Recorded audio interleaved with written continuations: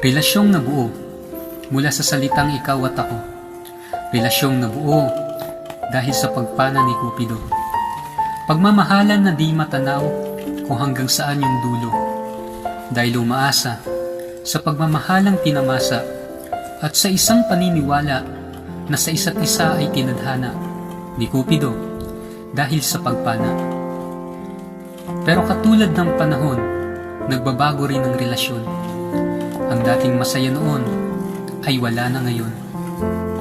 Yung dating pinana ni Cupido ay parehong nahihirapan ng puso dahil sa sugat na natamo.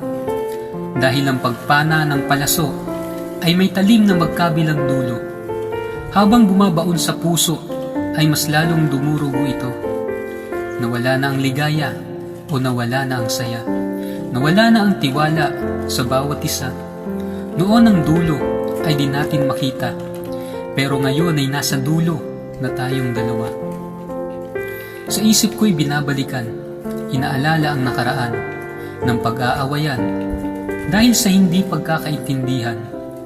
Ako'y naging doktor sa paghahanap ng sintomas at dahilan na ang sintomas ng panlalamig ko ay ang dahilan ng kawalan ng oras mo.